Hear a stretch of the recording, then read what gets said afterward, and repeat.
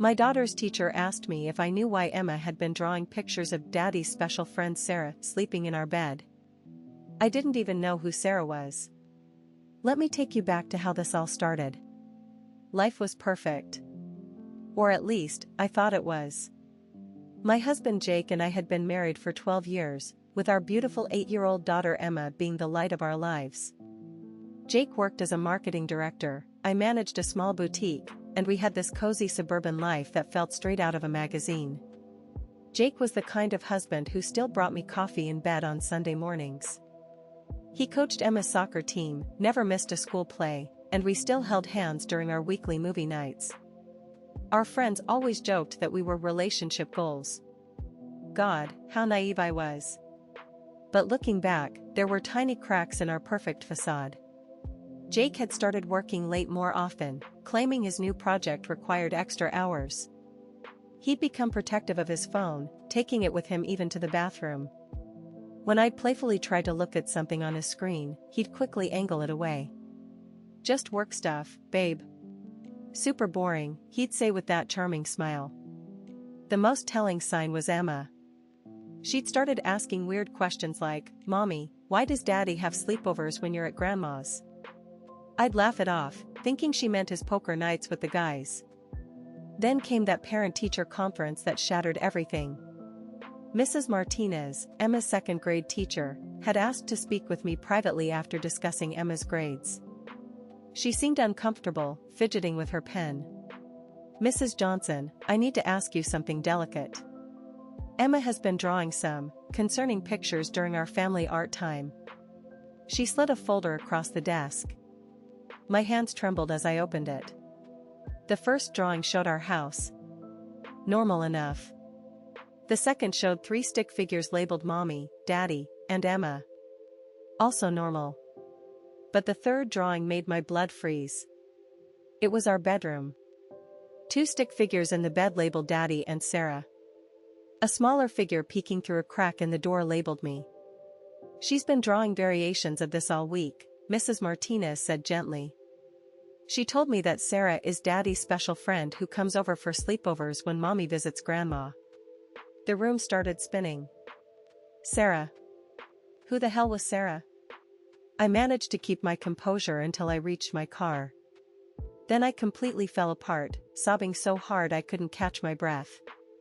My 8-year-old daughter had been witnessing my husband's affair and processing it through crayon drawings.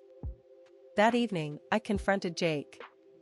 I placed Emma's drawings on the kitchen counter while she was upstairs doing homework. "Want to explain these?"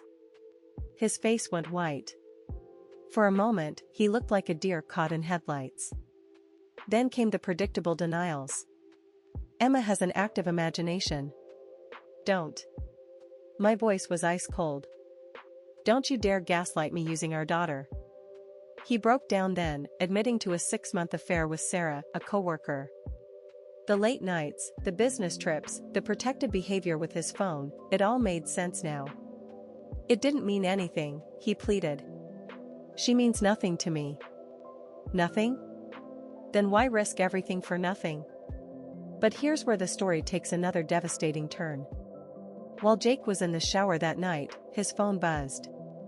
A text from Sarah Redhart, "Can't wait for our weekend getaway.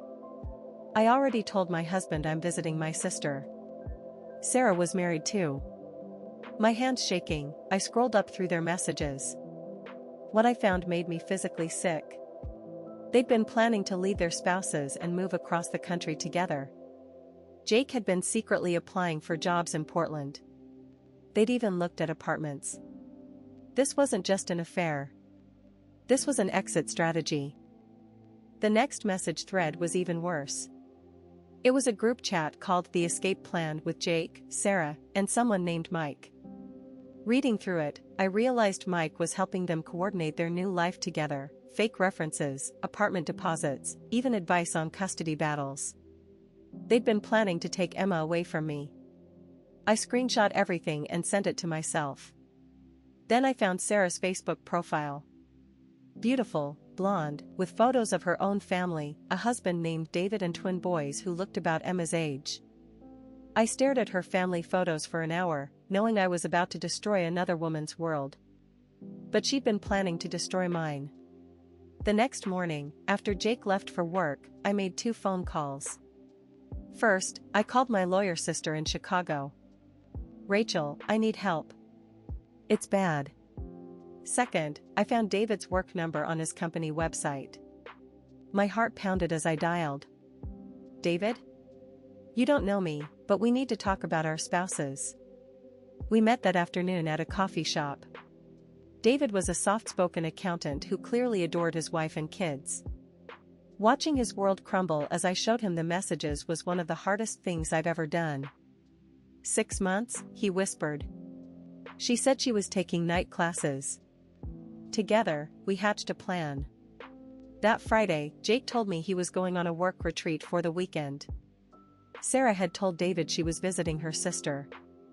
Instead, they were planning a romantic getaway to a cabin in the mountains to finalize their escape plans. David and I drove to that cabin together. We knocked on the door at 8 p.m., just as they were probably settling in for their cozy evening. Jake answered, and his face went through about 5 different emotions in 2 seconds. "Surprise," I said calmly. "We brought wine." What followed was the most awkward, devastating confrontation of my life. Sarah tried to run, literally run, when she saw David.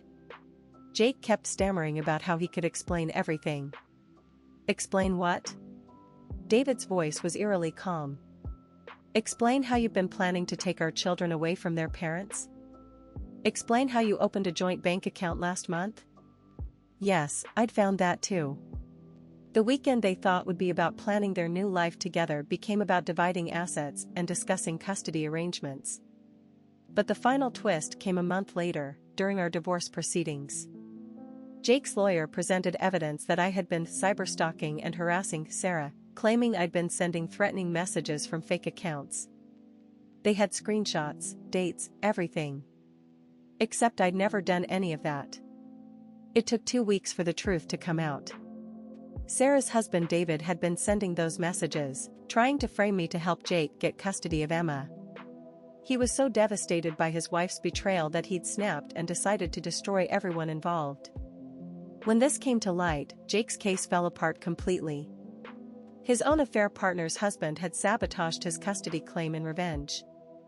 The final hearing was surreal. Jake got supervised visitation and had to pay significant alimony and child support. Sarah's marriage was over, her husband was facing harassment charges, and she'd lost her job when HR discovered her affair with a coworker. As for me, I got full custody, the house, and a fresh start. Emma's in therapy now, processing everything that happened. She stopped drawing pictures of Daddy's special friends, and she started drawing pictures of our new life, just the 2 of us, happy and whole. 6 months later, I ran into Jake at Emma's school play. He looked tired, older, living in a studio apartment across town. Sarah had moved back in with her parents in another state. "Do you ever think about what we had?" he asked quietly.